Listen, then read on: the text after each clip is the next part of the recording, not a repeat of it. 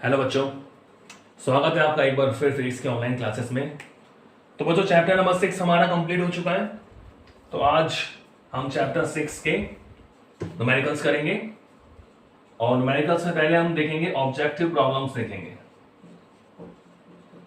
Objective problems, ठीक है बच्चों, आरबीएससी के हिसाब से चल रहे हैं। तो चैप्टर 6 इलेक्ट्रिक सर्किट की ऑब्जेक्टिव प्रॉब्लम, ठीक है। तो क्वेश्चन नंबर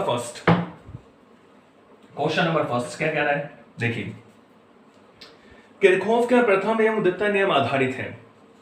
क्वेश्चन क्या है, ये तो आप कर सकते हो। किरचॉफ का प्रथम एवं द्वितीय नियम आधारित है।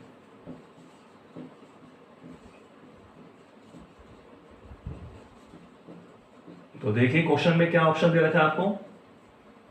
किरचॉफ का प्रथम एवं द्वितीय नियम आधारित है, तो ऑप्शन ए आपको दिया हुआ है आवेश तथा ऊर्जा संरक्षण नियमों पर। आवेश तथा ऊर्जा संरक्षण नियमों पर।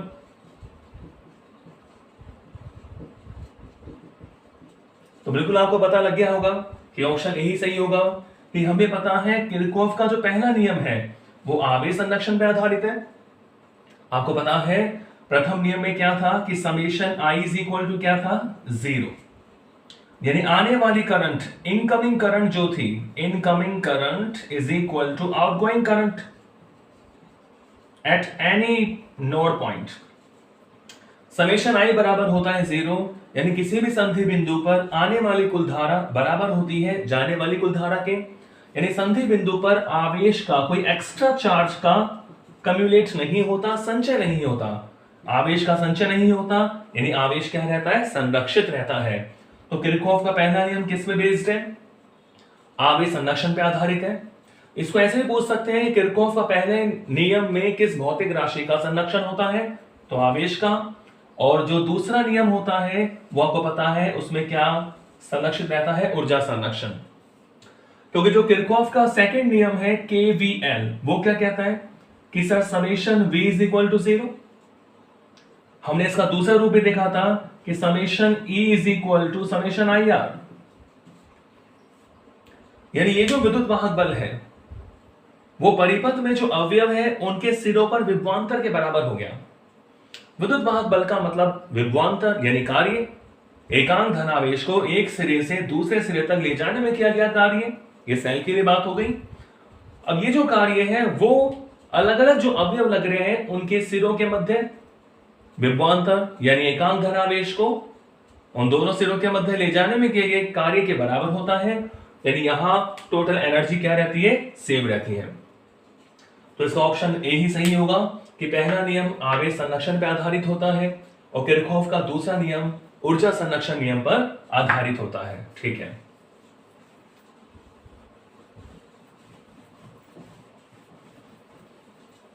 क्वेश्चन नंबर 2,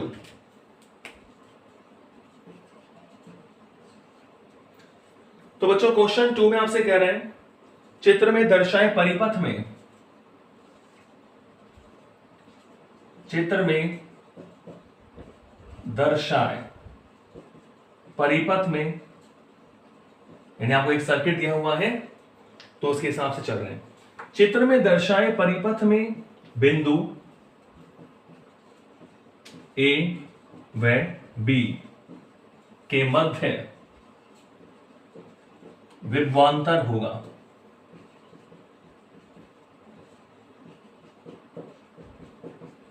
ओके, तो आपको एक सर्किट दिया हुआ है। तो देखो इस तरह आपको एक सर्किट दिया हुआ है, उसको मैं बना देता हूं। ऐसा लग रहा है व्हीटस्टोन सेतु जैसा, ठीक है। तो ये आपको इस तरह यहां करंट दिया हुआ है।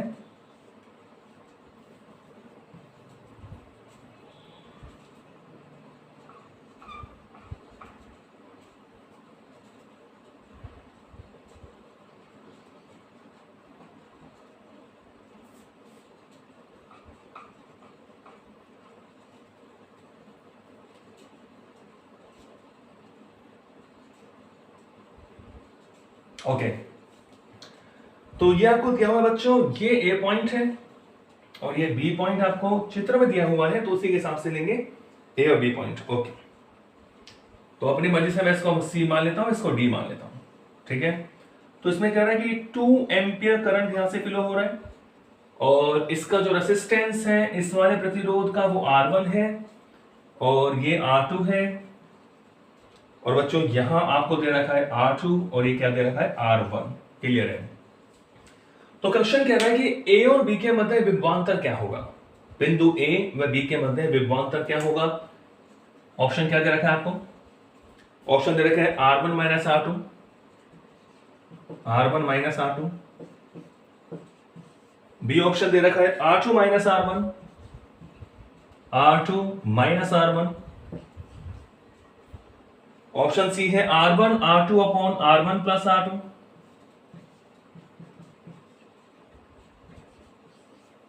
और ऑप्शन डी है 0 शून्य। ऑप्शन डी क्या है 0, ठीक है। तो देखते हैं इसमें सॉल्व करके इसको। ओके, अब देखिए बच्चों, तो बच्चों हमने यहां ए और बी के मध्य निकालना है विभवांतर, ठीक है। यानी हमें क्या निकालना है, इसको हम इस तरह देखें कि हमें निकालना है जस्ट VA माइनस VB की वैल्यू, ठीक है ना। हमें ए व बी के मध्य क्या निकालना है, विभवांतर। मैंने मान लिया ए पॉइंट का जो विभव है वो VA है और बी पॉइंट का विभव क्या है बच्चों, VB है। तो इनके मध्य जो विभव का अंतर है यानी पोटेंशियल डिफरेंस है, विभवांतर है, वो हो गया VA माइनस VB, ये हमें निकालना है, ठीक है। देखिए अब आप देख रहे हैं 2 एम्पियर करंट यहां से फ्लो हो रहा है, ठीक है। तो देखो एक ब्रांच तो ये वाली हो गई CAB, क्लियर है, और एक ब्रांच ये वाली हो गई CBD, CAD और CBD, ठीक है। अब देखिए एक बार आपकी ये वाली जो शाखा है CAD, इसका टोटल प्रतिरोध कितना है। देखो क्योंकि विभवांतर के लिए अब देखो प्रतिरोध तो हमारे पास है, हमें करंट चाहिए। CAD में देखिए शाखा CAD, कौन सी शाखा CAD, ठीक है। शाखा CAD का कुल प्रतिरोध कितना है, कुल रेसिस्टेंस कितना है, तो आप सभी बता सकते हो कि सर ये R1, इसके श्रेणी क्रम में R2 लग रहा है, तो शाखा इसका कुल प्रतिरोध CAD का कुल प्रतिरोध कितना हो गया, आप कहोगे sir R1 plus R2। Clear है, कोई दिक्कत नहीं। अब नीचे आ जाओ CBD, तो ये भी श्रेणी क्रम में दोनों, तो CBD का शाखा CBD का अगर आप कुल प्रतिरोध की बात करोगे तो ये कितना हो गया R2 प्लस R1, क्योंकि दोनों श्रेणी क्रम में है, R2 प्लस R1। क्लियर है। तो इसका मतलब ये हुआ कि ये ऊपर वाली शाखा CAD और ये नीचे वाली शाखा CBD दोनों का प्रतिरोध बराबर है, दोनों का रेसिस्टेंस सेम है, इसका मतलब दोनों शाखाओं में करंट भी सेम होगा। तो 2 एम्पियर को आप दो भागों में बांटोगे तो यहां भी 1 एम्पियर जाएगा करंट और यहां भी कितना जाएगा बच्चों, 1 एम्पियर जाएगा, ठीक है। देखो आते हैं शाखा CAD व CBD में प्रवाहित धारा, अगर मैं मान लूं प्रवाहित धारा क्रमशः I1 व I2 हो, ठीक है। इतना सारा मैं लिख रहा हूं समझाने के लिए कि इस वाली शाखा में करंट I1 मान लिया और नीचे वाली शाखा में करंट क्या मान लिया, I2 मान लिया। I1 व I2 हो तो हमें क्लियर है कि sir I1 is equal to I2 is equal to क्या होगा, 1 एम्पियर होगा, होगा कि नहीं होगा, क्योंकि इस वाली ब्रांच का रेसिस्टेंस सेम है, प्रतिरोध सेम है, तो धारा समान जाएगी, यहां भी 1 एम्पियर और यहां भी 1 एम्पियर, ठीक है।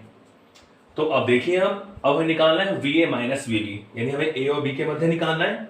तो मैं क्या करूंगा, A और C के मध्य निकाल लूंगा, B और C के मध्य निकाल लूंगा। तो आप देख सकते हो फिर आगे देखिए, अब मैं क्या करता हूं, मैं A और C के मध्य विभवांतर निकालता हूं बच्चों, A और C के मध्य आते हैं। मैं इस वाली शाखा में विभवांतर निकाल रहा हूं जिसमें 1 एम्पियर धारा है और इसका प्रतिरोध कितना है, R1 है। तो मुझे बताओ VA माइनस VC, ए और सी के मध्य विभवांतर क्या होगा, VA minus VC, VA minus VC। हमें पता है कि इसमें करंट हमने I1 माना है और इस वाली शाखा में करंट क्या माना है, I2 माना है। तो A और C के मध्य इस शाखा में कितना विभवांतर होगा, धारा गुना प्रतिरोध। तो ओम के नियम से I1 R1, VA minus VC हमारे पास हो गया I1 R1, ठीक है। तो इसका मतलब ये हुआ कि sir VA minus VC, I1 कितना है, 1 एम्पियर, यानी ये हो गया R1, इक्वेशन नंबर 1 मान लिया। क्लियर है, बिल्कुल। ऐसे में B और C के मध्य विभवांतर निकालूं तो बच्चों मुझे बताओ VB माइनस VC क्या होगा, VB माइनस VC। देखो B और C के मध्य विभवांतर, B पॉइंट का विभव है VB, C पॉइंट का विभव है VC, तो VB माइनस VC, B और C के मध्य विभवांतर यानी धारा गुना प्रतिरोध, धारा है I2 और बच्चों प्रतिरोध कितना है, R2। क्लियर है, तो I2 कितना है, 1 एम्पियर। तो यहां से VB माइनस VC कितना आ गया, R2, इक्वेशन नंबर 2। क्लियर है बच्चों। अब मुझे निकालना है क्या, VA माइनस VB। देखो इक्वेशन 1 और 2 से आप VA माइनस VB निकाल सकते हो।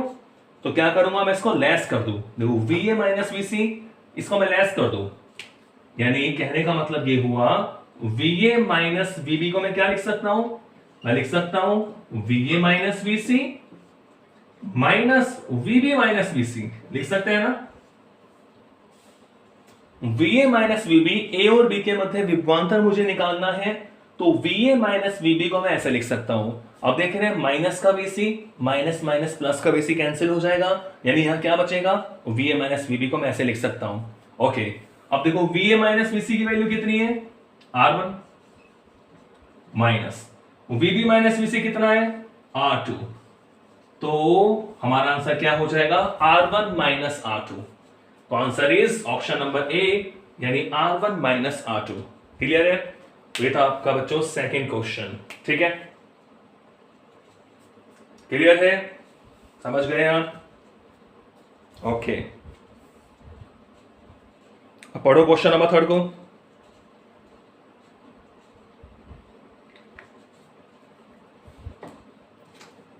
आपके अब 6 चैप्टर कंप्लीट हो चुके हैं, तो रिवीजन भी आप चलते रहे।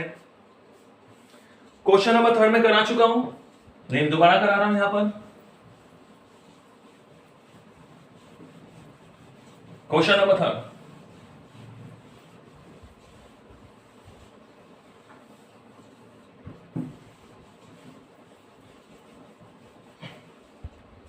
ओके, तो we are taking question number 3। Okay, तो देखिए बच्चों, आपको एक सर्किट दिया हुआ है, ये आपको एक सुंदर सा सर्किट बना के दिया हुआ है। ठीक है, तो इसमें आपको कुछ करंट दिखा रखा है। ये हो गया नोड पॉइंट O, और ये बच्चों आपसे कह रहा है कि ये 5 एम्पियर करंट यहां फ्लो हो रहा है। ठीक है, और 2 एम्पियर करंट की डायरेक्शन ये वाली है। क्लियर, ये 4 एम्पियर, यहां 4 एम्पियर। अब देखो डायग्राम आप बनाओगे तो बहुत ध्यान से बनाना पड़ता है। करंट अगर आपने डायरेक्शन अलग कर दी तो आपका नंबर गया। ठीक है ना, तो ये आई करंट। क्लियर है बच्चों, तो बहुत सिंपल सी बात है। क्वेश्चन क्या कह रहा है भाई, आई का मान ज्ञात करो, find out the value of I in given circuit. आपको आई की वैल्यू निकालनी है बच्चों, तो आपको बिल्कुल पता है, आप केसीएल यानी किरचॉफ के पहले नियम से इसका सॉल्व कर सकते हो। ठीक है, दो कैसे कर लो आप, चाहे ऐसे कर सकते हो कि 5 एम्पियर यहां से आ रहा है, 4 यहां से आ रहा है, 2 यहां से आ रहा है, तो 5 और 4 9, 9 और 2 11। अब 11 में से 4 इधर चला गया तो कितना आंसर आ गया, 7 एम्पियर। ऑप्शन दे रखा, देखो मैं ऑप्शन लिख देता हूं, 6 ampere A option, option number B है 11 एम्पियर, ऑप्शन सी है 7 ampere, the last option is 5 ampere. तो आप देख सकते हो 5 यहां से आ रहा है, 4 यहां से आ रहा है, 2 यहां से आ रहा है, तो आने वाली कुल धारा 5 4 2, 5 4 9 2 11, 11 में से 4 यहां चला गया तो कितना बचा 7 एम्पियर। ठीक है, तो ये आप बिल्कुल ऐसे कर सकते हो कि by KCL Kirchhoff current law we know that कि समेशन आई बराबर होता है 0। ठीक है, यानी आने वाली धारा बराबर जाने वाली धारा। तो देखो आ कौन कौन सा रहा है, 5 प्लस 4 प्लस 2, ये हो गई आने वाली धारा, बराबर जाने वाली धारा संधि बिंदुओं पर 4 प्लस आई। ठीक है बच्चों, तो आप देख रहे हैं 5 4 9 2 11 minus 4 is equal to I and we have I is equal to 7 ampere and this is our answer 7 ampere। ठीक है, KCL से option number C is right answer, option number C। Clear? Okay, question number 4।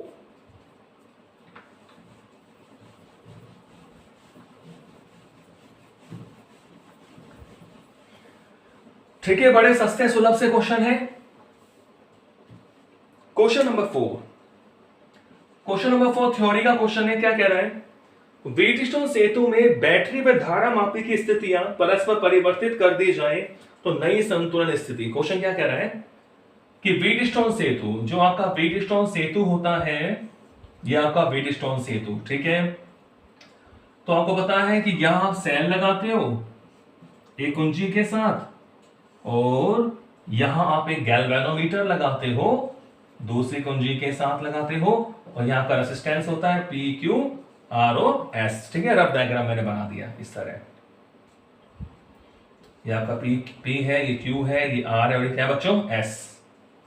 तो question ये कह रहा है कि अगर व्हीटस्टोन सेतु में हम धारा मापी यानी गैल्वेनोमीटर और ये जो सेल लगा हुआ है ई सेल जो लगा हुआ है, इनकी स्थितियां परस्पर परिवर्तित कर दें तो संतुलन स्थिति में कोई अंतर आएगा क्या।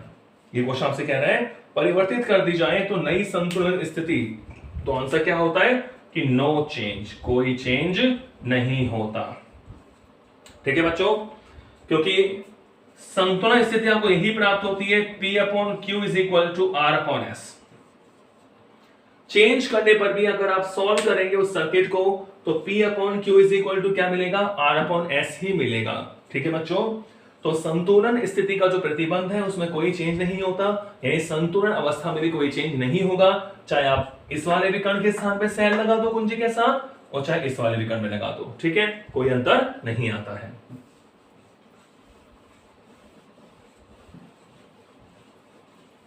Okay, question number 5।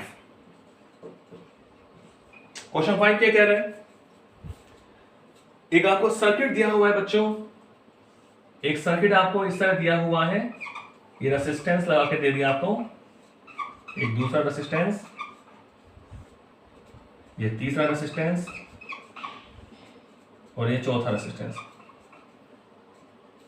ठीक है, तो ये हमें दिया हुआ है कि ये है 8 ओम का रेसिस्टेंस, ये है 4 ओम का और ये है आपका 6 ओम का और ये है 3 ओम का। ये हमें प्रतिरोध दे दिए और यहां बोल दिया भाई ये A पॉइंट है और ये है B पॉइंट। ठीक है, और यहां एक बैटरी लगा दी,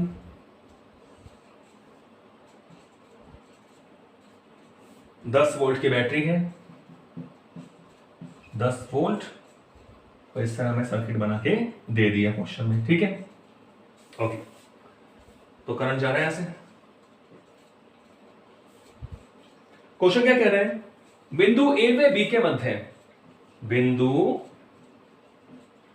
ए व बी के मध्य विभवांतर बताओ। बिंदु ए व बी के मध्य विभवांतर होगा। ठीक है, ऑप्शन क्या दे रखा है, पहला ऑप्शन है 20/7 वोल्ट, ऑप्शन बी है 40/7 वोल्ट, ऑप्शन सी आपको दिया हुआ है 10/7 volt and the last option is 0 यानी 0। तो देखिए ए और बी के मध्य क्या निकालना है बच्चों? आपको विभवांतर निकालना है। ए और बी के मध्य क्या निकालना है? विभवांतर, ए और बी। तो थोड़ा आप देख लें, थोड़ा समझ लें इस बात को। अब बच्चा जल्दबाजी में क्या करता है, यहां से करंट मान लेगा, उस करंट को यहाँ डिवाइड करेगा, फिर यहाँ एक पॉइंट मारना, एक पॉइंट मारना, जैसा हमने पहला क्वेश्चन किया था, पहले क्वेश्चन किया था हमने उस हिसाब से। तो बच्चों आप देख रहे हो कि व्हीटस्टोन सेतु बन रहा है। ये क्या बन रहा है? व्हीटस्टोन सेतु, जो दोनों श्रेणी क्रम में, ये दोनों श्रेणी क्रम, सेल जुड़ा हुआ है, ठीक है। अब ये वाली स्थिति कह रहा है कि इन दोनों के बीच में विभवांतर क्या होगा। तो सपोज करो ये वैल्यू हो गई पी की, ये वैल्यू हो गई क्यू की, ये वैल्यू हो गई आर की, और ये वैल्यू किसके वाली मैंने? एस। तो जस्ट चेक करिए आप, संतुलन अवस्था का प्रतिबंध देखें कि वो फॉलो हो रहा है क्या। आप P अपॉन क्यू निकालिए बच्चों। P अपॉन क्यू कितना है? 8/6। तो 2 चौके 8, 2 तिया 6, 4/3। R अपॉन एस हम निकालेंगे, तो बच्चों R है 4, S है 3। तो आप देख रहे हैं यहां पर कि P upon Q is equal to क्या है भाई? R अपॉन S, है कि नहीं? P अपॉन क्यू की वैल्यू 4/3, R/S की वैल्यू 4/3। तो P upon Q is equal to क्या आ गया? R upon S। अब इसका मतलब क्या होता है? अर्थात आपका जो सेतु है, जो व्हीटस्टोन सेतु है, वो संतुलन अवस्था में है। सेतु कौन सी अवस्था में बच्चों? संतुलन अवस्था में है। सेतु संतुलन अवस्था में होगा तो आपको पता है कि धारा मापी में कोई विक्षेप नहीं आता, जी में कोई विक्षेप नहीं आता।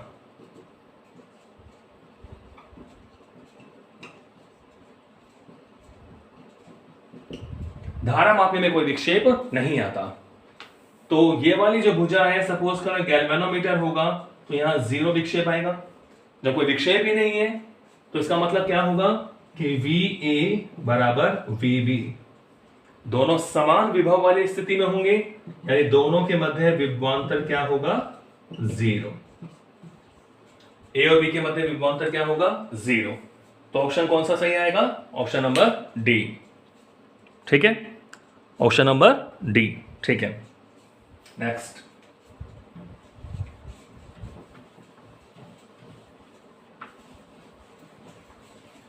तो ये क्वेश्चन 5 था।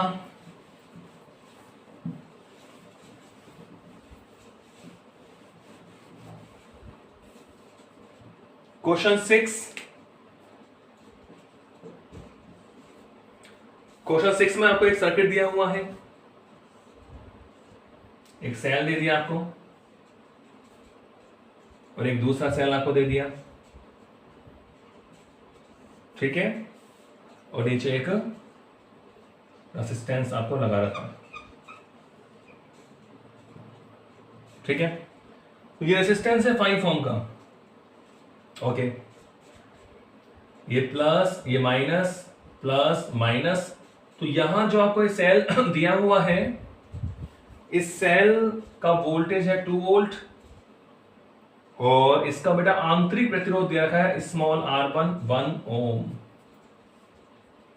और ये वाला जो सेल है, इसका आंतरिक प्रतिरोध कितना है?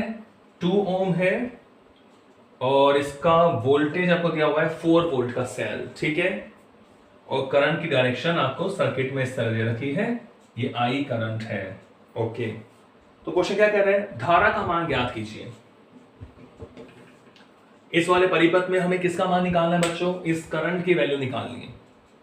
करंट आपको पता है, करंट का मतलब होता है कि कुल विद्युत वाहक बल बटा कुल प्रतिरोध, ये हम पता है। सेल वाले केस में विद्युत वाहक बल बोल देते हैं हम कि I इज इक्वल टू होता है कि कुल, यानी मैं ऐसा लिख दूं कि equivalent upon capital R plus R equivalent, ये तो होता है। कैपिटल R होता है बाह्य प्रतिरोध और स्मॉल r क्या होता है? आंतरिक प्रतिरोध, ठीक है। अब हम देख रहे हैं इक्विवेलेंट की बात में करूं, इक्विवेलेंट कुल विद्युत वाहक बल। अब हम देख रहे हैं ये जो सेल है, इन दोनों से धारा समान दिशा में नहीं है।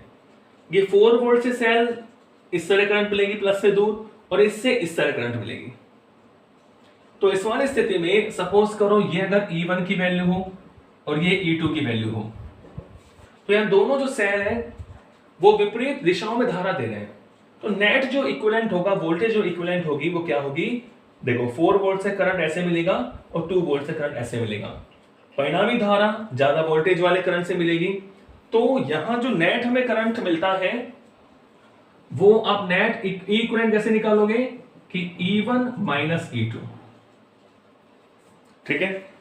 अगर यहां प्लस माइनस होता, अभी माइनस प्लस है, प्लस माइनस होता तो मैं क्या लिखता E1 प्लस E2, ठीक है।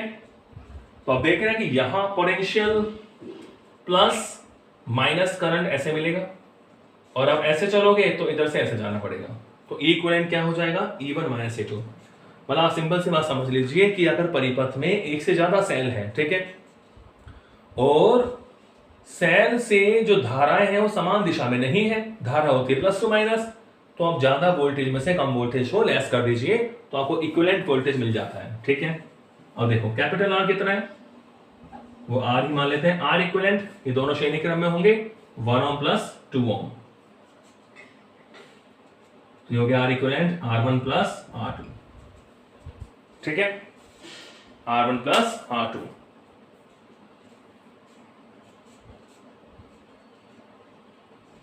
ठीक है बच्चों, तो अब यहां कंफ्यूज मत होना कि आप कभी आप समझोगे सर ये प्लस प्लस ये हो गया समांतर क्रम में, मैं ले रहा हूं E1 माइनस E2, तो इसका मतलब ये हुआ कि अब सेल की स्थिति में ऐसे ले सकता हूं कि ये प्लस और ये माइनस, तो यहां माइनस 2 वोल्ट और plus minus plus minus plus minus plus minus, यानी कैसा क्रम हो जाएगा, श्रेणी क्रम, तो मैं माइनस 2 वोल्ट ले रहा हूं, ठीक है। तो सब ऐसा नहीं समझे कि सर प्लस प्लस से जुड़ रहा है, माइनस माइनस जुड़ गया, समांतर क्रम में हो गया, यानी ये दोनों कैसे क्रम में होंगे, श्रेणी क्रम में होंगे, क्योंकि हम क्या ले रहे हैं, माइनस 2 वोल्ट ले रहे हैं इक्विवेलेंट वोल्टेज। ओके, तो आप इसमें मान रख सकते हैं कि I is equal to E1 कितना 4 माइनस 2 अपॉन कैपिटल R कितना 5 प्लस 1 प्लस 2, ठीक है। तो I is equal to 4 minus 2, 5 to 7 और 8, तो 1 अपॉन 4, यानी I is equal to 0.25 ampere, तो ऑप्शन क्या हो जाएगा 0.25 एम्पियर, ठीक है बच्चों। तो ये आपका ऑप्शन नंबर डी आ जाएगा। नेक्स्ट,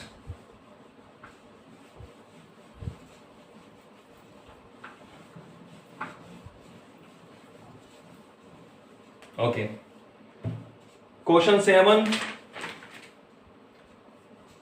कह रहा है विभव मापी विभवांतर मापने का ऐसा उपकरण है, जो विभव मापी है उसके बारे में आपसे पूछ रहा है कि विभव मापी एक ऐसा उपकरण है जिसका प्रभावी प्रतिरोध शून्य होता है, अनंत होता है, अनिश्चित होता है और बाह्य प्रतिरोध पर निर्भर करता है। कौन सा क्या होगा कि विभव मापी का प्रतिरोध क्या मानते हैं, अनंत मानते हैं, अनंत होता है, क्योंकि कौन सी विधि पर आधारित होता है, अविक्षेप विधि पर आधारित होता है, ठीक है, यानी परिपथ से कोई धारा ग्रहण नहीं करता। तो अनंत प्रतिरोध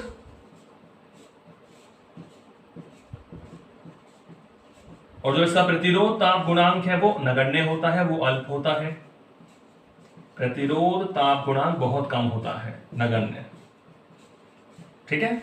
ये विभव मापी की एक विशेषता है कि अनंत प्रतिरोध एवं प्रतिरोध ताप गुणांक नगण्य वाले यहां तार हम यूज करते हैं, ठीक है। ओके, विभव मापी की 8वां क्वेश्चन क्या कह रहा है, क्वेश्चन नंबर 8, विभव मापी की सहायता से आप किस चीज का मेजर कर सकते हो, विभव मापी की सहायता से किस राशि को नहीं मापा जा सकता, ये कह रहा है।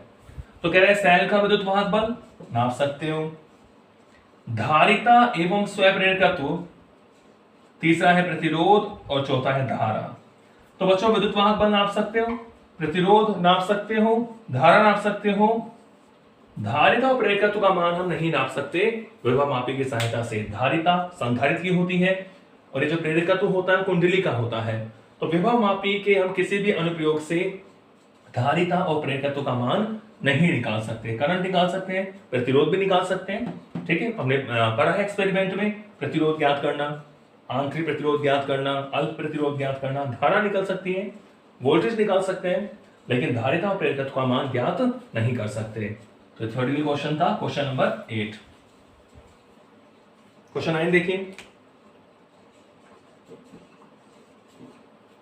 क्वेश्चन 9 में बच्चों आपको एक सर्किट दिया हुआ है, मीटर सेतु, और ये कह रहा है कि संतुलन अवस्था आपको दिखाई गई है, अज्ञात प्रतिरोध का मान ज्ञात करना है। ठीक है, तो देखो मैं बना दूं इसमें आपको एक सर्किट, तो इस तरह आपको एक मीटर सेतु जैसा क्या मीटर सेतु ही दे रखा है। ठीक है, तो यहां इस तरह आपको जुड़ा हुआ है, यहां पर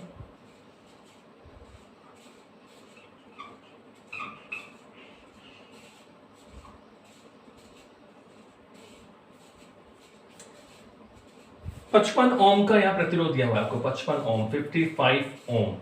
ठीक है, के और यहां तो आपको पता है ये तार होता है, और यहां इस तरह एक प्रतिरोध यहां दे दिया कैपिटल आर,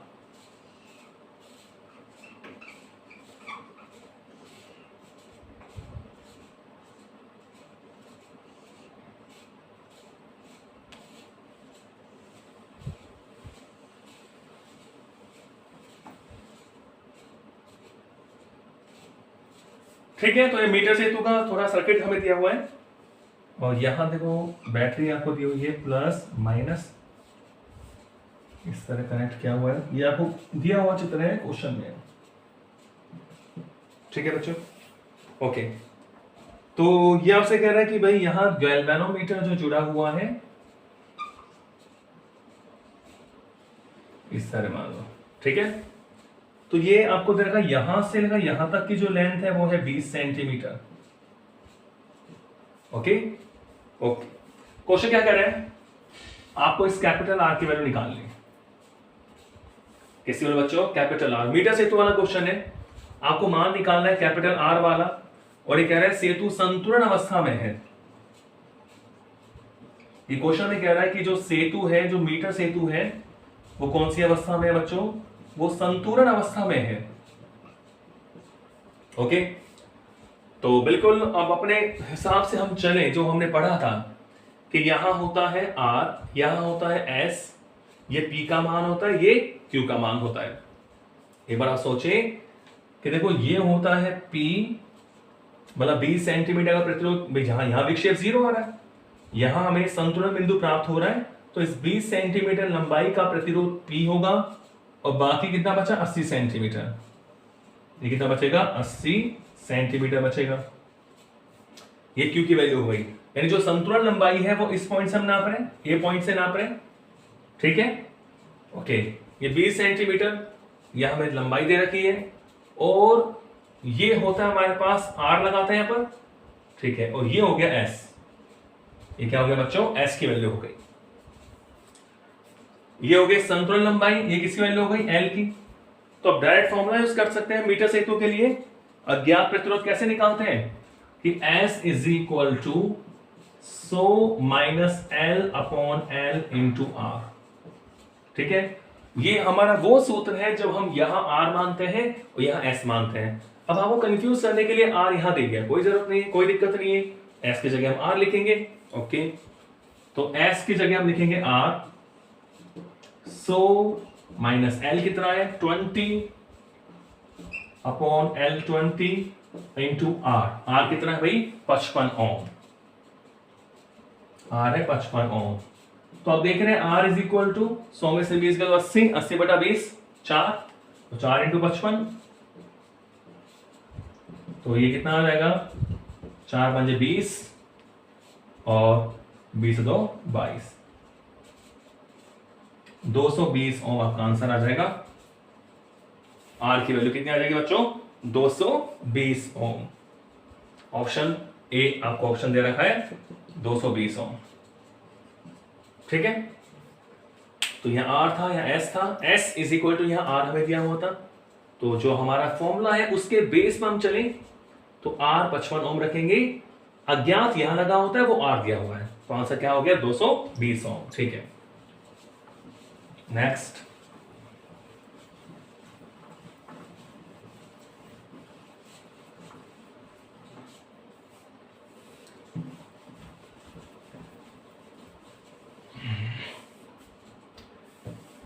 क्वेश्चन 10 विभव मापी थ्योरेटिकल क्वेश्चन है बच्चों। थ्योरेटिकल क्वेश्चन है कि विभव मापी के तार का प्रतिरोध ताप गुणांक क्या होना चाहिए। विभव मापी के तार का विभव मापी के तार का प्रतिरोध ताप गुणांक क्या होना चाहिए, अल्प होना चाहिए। अब लेकिन इसमें क्या एक ऑप्शन नगण्य और दे रखा है, तो हम नगण्य ही लिखेंगे भाई। एक ऑप्शन दे रखा है उच्च होना चाहिए, भाई उच्च तो नहीं होना चाहिए। बी ऑप्शन क्या दे रखा है, अनंत होना चाहिए, ठीक है, अनंत नहीं होना चाहिए। सॉरी, यहां पर डी ऑप्शन है। बी ऑप्शन बुक के हिसाब से दे रखा है कम होना चाहिए, और सी दे रखा है नगण्य होना चाहिए, और डी दे रखा है अनंत होना चाहिए। अब प्रतिरोध ताप गुणांक आपको पता है कम होना चाहिए, लेकिन नगण्य दे रखा है तो नगण्य लिख देना, नगण्य होना चाहिए। तो उच्च नहीं होना चाहिए, अनंत नहीं होना चाहिए, कम से भी कम होना चाहिए, तो आंसर क्या लिख देंगे, नगण्य। दोनों ऑप्शन दे रखे हैं भाई, अगर नगण्य नहीं होता तो कम लिख देते हैं, लेकिन कह रहा है कम नगण्य, नगण्य तो और भी कम हो गया, तो हम आंसर ऑप्शन क्या लिखेंगे, नगण्य। ओके, क्वेश्चन 11 बच्चों, क्वेश्चन 11 में आपसे केवल एक फॉर्मूला पूछा है। क्वेश्चन नंबर 11 में एक फॉर्मूला पूछा है कि विभव मापी की सहायता से जो आंतरिक प्रतिरोध ज्ञात करने का सूत्र होता है, आंतरिक प्रतिरोध, वो सूत्र क्या होता है। तो आपको पता है small r is equal to क्या होता है, L1 minus L2 upon L2 into capital R। ये विभव मापी की सहायता से आंतरिक प्रतिरोध ज्ञात करने का फॉर्मूला हमारे पास होता है L1 minus L2 upon L2 into capital R। बिल्कुल आपको पता है L1 क्या होती है, L1 होती है खुले परिपथ के लिए संतुलन लंबाई, ठीक है। L2 क्या होता है, बंद परिपथ के लिए संतुलन लंबाई, और कैपिटल R होता है ज्ञात प्रतिरोध। कैपिटल R क्या होता है, ज्ञात, ठीक है बच्चों।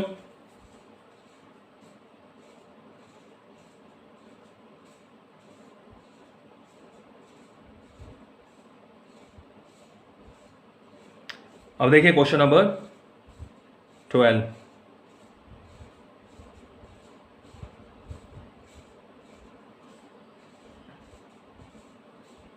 क्वेश्चन 12 देखिए, विभव मापी के प्रयोग में ई विद्युत वाहक बल का एक सेल। देखिए क्वेश्चन 12 क्या कह रहा है, विभव मापी के प्रयोग में ई विद्युत वाहक बल का एक सेल कैपिटल L लंबाई पे संतुलित होता है। ई विद्युत वाहक बल का एक सेल कैपिटल L लंबाई पर क्या होता है बच्चों, संतुलित होता है, ठीक है। एक सेल कैपिटल ई विद्युत वाहक बल का जो सेल है वो L लंबाई पे क्या होता है, संतुलित होता है। दूसरा सेल जिसका विद्युत वाहक बल भी ई है, एक दूसरा सेल ले रहे हैं, एक अन्य सेल जिसका विद्युत वाहक बल कितना है, ई है। प्रथम सेल के समांतर क्रम में जोड़ दिया जाए। अगर इसको अपन समांतर क्रम में जोड़ दें, समांतर क्रम में जुड़ा हो, ये दूसरा सेल इस पहले वाले सेल के समांतर क्रम में जुड़ा हो, तो नई संतुलन लंबाई क्या होगी। ऑप्शन क्या दे रखा है कि 2L, B option L, C option L/2 and D option L/4। तो बिल्कुल आप बता सकते हो कि भाई जब समांतर क्रम में होता है तो आपको पता है कि पोटेंशियल डिफरेंस में कोई चेंज नहीं होता, यानी विद्युत वाहक बल क्या रहेगा, ई ही रहेगा। देखो मैं आपको सर्किट से समझा दो इसको। देखो विभव मापी की बात करें तो ये हो गया हमारे पास एक हमारा प्राइमरी सेल प्लस माइनस, ठीक है, एक ड्राई सेल ले लेते हैं यहाँ पर, और यहाँ एक कुंजी लगा दी हमने के, और यहाँ होता है धारा नियंत्रक, और ये हो गया हमारा एक प्राइमरी सर्किट, ठीक है बच्चों। अब मान लो मुझे इसका विद्युत वाहक बल ज्ञात करना है, ठीक है। ये विद्युत वाहक बल है, यहां धारा मापी, और यहां हम क्या लगाते हैं, एक जो की, क्लियर है। तो कह रहा है ये जो ई विद्युत वाहक बल का सेल है वो कैपिटल एल लंबाई पे संतुलित हो रहा है, यानी यहां से लेकर यहां तक की लेंथ कितनी है, कैपिटल एल। इस वाले पॉइंट पे क्या हो रहा है, वो संतुलित हो रहा है, यानी इस वाले पॉइंट पे जे वाला पॉइंट, चौकी वाले पॉइंट पे धारा मापी में विक्षेप क्या आ रहा है, 0 आ रहा है। तो ई एल लंबाई पे संतुलित हो रहा है। अब कह रहा है इसके समांतर क्रम में हम एक सेल और जोड़ दें। लो भाई, इससे समांतर क्रम में एक सेल और जोड़ दिया, प्लस माइनस, तो बेटा अब भी विद्युत वाहक बल ई रहेगा। इन दोनों को पैरेलल वाइज में जोड़ रहे हैं तो विद्युत वाहक बल तो ई रहेगा, तो ई के लिए समतुल्य लंबाई क्या प्राप्त होगी, एल ही प्राप्त होगी। ठीक है, तो आंसर क्या रहेगा, option number B, L. Question number 13,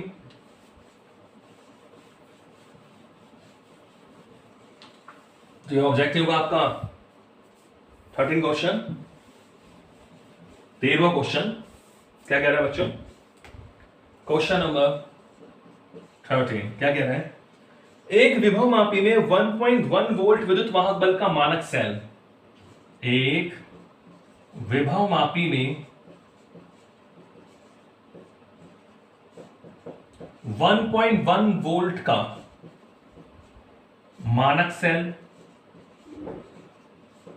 ठीक है, 2.20 मीटर पर 2.20 मीटर पर संतुलित होता है, संतुलित होता है, क्लियर। एक प्रतिरोध पर उत्पन्न विभवांतर, एक प्रतिरोध पर उत्पन्न विभवांतर, एक प्रतिरोध पर उत्पन्न विभवांतर 95 सेंटीमीटर पर, 95 सेंटीमीटर पर संतुलित होता है,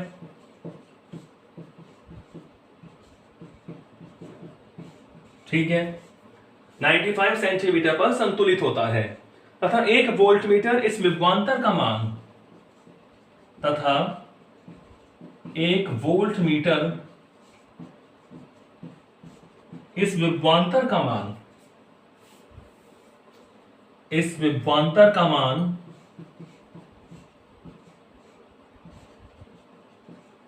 0.5 वोल्ट पड़ता है, 0.5 वोल्ट पड़ता है, ठीक है। तो वोल्ट मीटर पाठ्यांक में त्रुटि होगी, तो वोल्ट मीटर पाठ्यांक में त्रुटि होगी, ये क्वेश्चन है। तो कह रहा है एक विभव मापी में 1.1 वोल्ट का मानक सेल, यानी मानक सेल का जो आपको विद्युत वाहक बल दे रखा है, गिवन क्या दे रखा है भाई, ES कि 1.1 वोल्ट का मानक सेल, 1.1 वोल्ट का मानक सेल, ठीक है, वो 2.20 मीटर पर संतुलित होता है, यानी L0 क्या मान लेते हैं, 2.20 मीटर पर संतुलित होता है, ठीक है। ओके, तो आपको पता है बच्चों कि विभव मापी के सिद्धांत से ES बराबर क्या होगा, XL नॉट, तो यहां से हम X निकाल लेते हैं कि ES upon L not, ES की वैल्यू 1.1 और ये 2.20, ये X की वैल्यू हो गई। ओके, अब कह रहा है एक प्रतिरोध पर उत्पन्न विभवांतर 95 सेंटीमीटर पर संतुलित होता है, एक प्रतिरोध पर उत्पन्न विभवांतर, जो हम सर्किट बनाते हैं, एक प्रतिरोध पर जो उत्पन्न विभवांतर है वो 95 सेंटीमीटर पर संतुलित होता है। तो देखिए इसमें आपको बता दूं, इसमें एक आपको दे रखा है कि वोल्ट मीटर पड़ता है 0.5 वोल्ट, तो वोल्ट मीटर का पाठ्यांक हम V मानते हैं 0.5 वोल्ट, ठीक है। तो जो प्रतिरोध है उसके सिरों पर विभवांतर वोल्ट मीटर के हिसाब से कितना है, 0.5 वोल्ट। तो अब त्रुटि निकालने के लिए हमें विभव मापी ये कितना पढ़ेगा, विभव मापी की बात करें, देखो विभव मापी कितना पढ़ेगा इसको, विभव मापी द्वारा ज्ञात विभवांतर,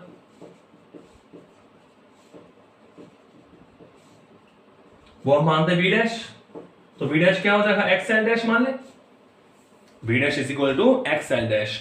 तो कह रहा है उस प्रतिरोध पर जो विभवांतर है वो 95 सेंटीमीटर पर संतुलित होता है, 95 सेंटीमीटर पे क्या होता है बच्चों, संतुलित होता है।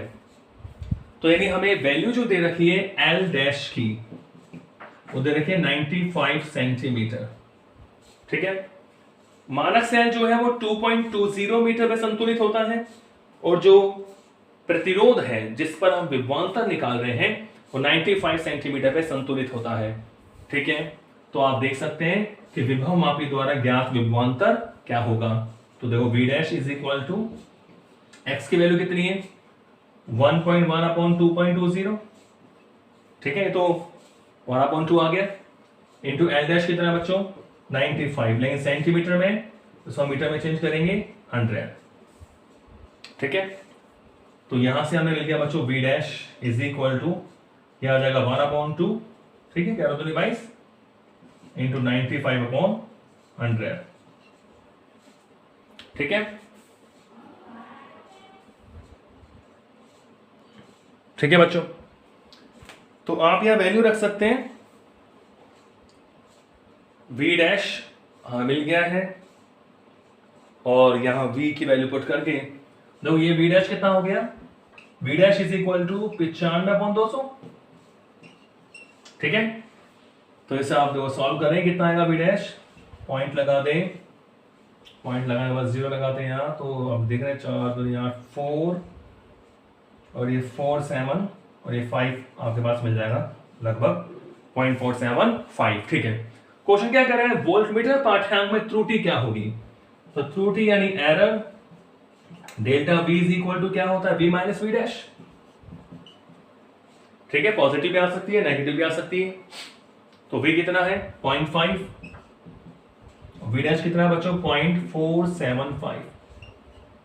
ठीक है, तो आपको दिख रहा है कि आंसर जो ऑप्शन में आपका आ रहा है, तो 0.5 माइनस 0.475 यानी 0.025 प्लस का आ जाएगा 0.025 वोल्ट, और ये आपका ऑप्शन कौन सा आ रहा है, हाँ बिल्कुल ऑप्शन नंबर ए।